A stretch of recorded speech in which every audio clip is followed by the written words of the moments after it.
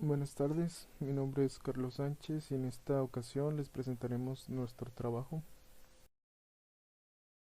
Para introducirnos en el tema de las nanoestructuras debemos de tener conocimientos básicos acerca del tema. Uno de ellos es la nanotecnología, la cual se nombra como una rama de la ciencia la cual está encargada del diseño, de la producción, la aplicación y caracterización de materiales cuyas dimensiones son tan diminutas y pequeñas que se encuentran dentro de la escala nanométrica. Y ahí entonces nos surge la pregunta de qué es la nanoscala. Por nanoscala se comprende cualquier tipo de material el cual por lo menos alguna de sus dimensiones se encuentra dentro de los parámetros de 1 a 100 nanómetros. Una vez teniendo en consideración lo que es la nanotecnología, la nanoscala y un nanomaterial, es de suma importancia hablar de las características de los materiales. Asimismo, estas describen su comportamiento, ya que debido a las estructuras tan diminutas o de dimensiones muy pequeñas, estas provocan que su área superficial sea gigantesca respecto al volumen que tienen, provocando que estos materiales tengan una alta reactividad o sean inestables o metaestables, ya que como se conoce los átomos, así como los electrones, buscan un estado basal y un estado de mínima energía, lo cual provoca que reaccionen con su entorno, produciendo enlaces, moléculas, estructuras y de ahí partículas y posteriormente materiales sólidos. Esto lo que se busca es tenerlos como en un estado inerte para así poder generarlos sin que reaccionen con, con su entorno. Por otro lado, los nanomateriales son de suma importancia en las industrias, ya que con ellos se obtienen propiedades las cuales no se pueden obtener con los materiales en bulto que conocemos eh, normalmente. Un ejemplo de ellos pueden ser las celdas fotovoltaicas, las cuales producen y tienen una eficiencia del 15 a 20% en la generación de energía eléctrica.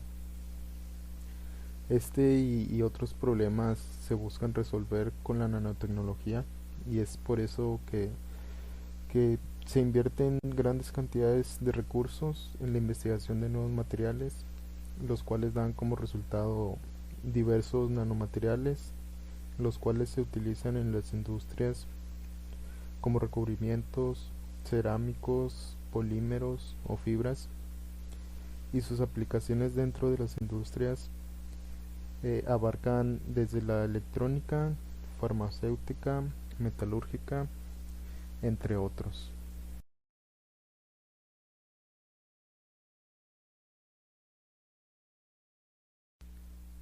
Dentro de los mecanismos bottom-up para la elaboración de nanomateriales se dividen en dos ramas principales, los cuales son físicos y químicos. Dentro de los métodos físicos eh, se puede tener el PVD, el cual este es uno de los más utilizados. Este mecanismo es uno de los más utilizados para la producción de recubrimientos o capas delgadas, y básicamente el proceso consiste en evaporar un material, condensarlo y depositarlo sobre algún sustrato. Esto es dentro de la familia de las técnicas que incluyen la vaporización, el sputtering y el plasma.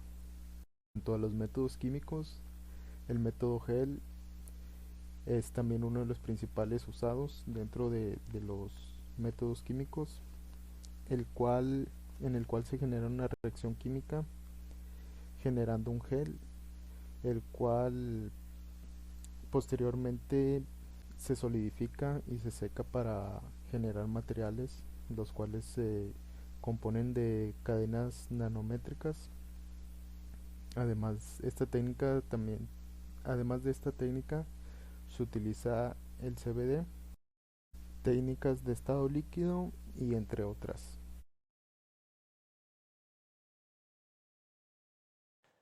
El método top-down parte del material en bulto hasta reducir el tamaño para formar nanoestructuras. Dentro del método top-down podemos encontrar diferentes métodos de síntesis. Tenemos el método de tritura y molienda, que consiste en llevar la fragmentación de la muestra en forma de polvo, que resulta cuando ésta queda tapada en colisiones entre el medio de la molienda o las bolas que se ponen dentro del molino. Después tenemos la de litografía, que este se refiere a la fabricación de microestructuras con un tamaño de escala que ronda los nanómetros. Esto implica la existencia de patrones litografiados en los que al menos una de sus dimensiones longitudinales es del tamaño de átomos individuales y aproximadamente del orden de 10 nanómetros. De la litografía podemos encontrar diferentes tipos que viene siendo óptica, nanoimpresión, X-ray, el rayo de electrones, y dentro de la óptica tenemos UV visible y Extreme UV visible. Ahora vamos a hablar acerca de los nanotubos de carbono. Estos nanotubos son una configuración a nivel nanoscópico de átomos de carbono dispuestos en forma de mallas hexagonales que forman una estructura cilíndrica. Las características de estas estructuras de capas de grafeno enrolladas varían sustancialmente en función de la orientación de los hexágonos que las forman con relación a su eje, destacando el por qué superan en sus propiedades físicas a la mayoría de materiales conocidos. Dentro de los tipos de nanotubos tenemos dos tubos que vienen siendo los nanotubos de monocapa, que son aquellos que se encuentran formados por una sola capa bidimensional de grafito y que tienen la forma de un cilindro sencillo y se caracterizan además porque tienen propiedades eléctricas especiales. Y tenemos el nanotubo multicapa, que estos están formados por varios tubos concéntricos metidos uno de otro y separados por una distancia interplanar. También existen diferentes tipos de nanotubos que es a disposición de la malla de grafeno. Tenemos el tipo armchair o sillón, que este se dispone de modo que las celdas se arreglan formando un ángulo de 90 grados y se comportan como metales y son excelentes conductores de electricidad. Después tenemos el tipo zigzag, que las celdas forman un arreglo en ángulo de 0 grados y en su mayoría son semiconductores que no conducen bien la electricidad. Por último tenemos el tipo quiral, que es el arreglo.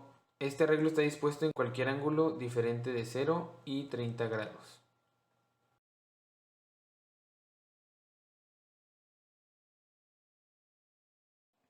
Dentro de las propiedades de los nanotubos de carbono tenemos las propiedades eléctricas. Estas son las características más afectadas por la geometría y estructura de los tubos, de modo que prácticamente puede decirse que los nanotubos podrían fabricarse para ser aislantes o semiconductores. Dentro de las propiedades mecánicas, sabemos que los paneles de carbono que forman el grafeno son por sí solo muy fuertes, estables y flexibles, pero una vez se cierran para formar una estructura tubular, estas propiedades se incrementan considerablemente, teniendo así los nanotubos de carbono una gran resistencia a la tracción y son extremadamente flexibles. Estos se pueden doblar hasta formar ángulos muy agudos sin sufrir deformaciones ni daños en su estructura. En el caso de las propiedades térmicas, tienen una conductividad de calor muy elevada y una estabilidad superior. Estos no se degradan antes de por lo menos 2000 grados Celsius en el vacío. Ahora vamos a hablar de una aplicación de los nanotubos de carbono en mezclas de cemento Portland. Encontramos una investigación en donde se utilizó nanotubos de carbono de paredes múltiples con el objetivo de estudiar el efecto de estos en la absorción de agua, en la fluidez del concreto en estado fresco y las propiedades mecánicas de resistencia a compresión y tracción y por compresión diametral. Para esto se prepararon 3 mezclas de hormigón, una es sin nanotubos de carbono, que se usa como referencia, y 2 con nanotubos de carbono, que una se usa con previa dispersión en agua y el aditivo con el uso de ondas ultrasónicas y otro sin dispersión. El contenido de nanotubos de carbono que se añadió fue de un 30% con respecto a la masa del cemento. En la investigación se pudo evidenciar que las propiedades mecánicas de resistencia a la compresión y tracción son afectadas por la eficiencia de la dispersión de los nanotubos de carbono en el concreto de cemento Portland. El aumento de la durabilidad de concretos con la adición de nanotubos de carbono se debe a puentes de adherencia que se forman en la microestructura de la masa. Estas controlan las fisuras generadas en la matriz, que en consecuencia promueven mayores resistencias y disminución en la porosidad. Estas también hacen una conexión entre el cemento hidratado y los nanomateriales, justificando el aumento de la resistencia que tuvieron la incorporación de nanotubos de carbono.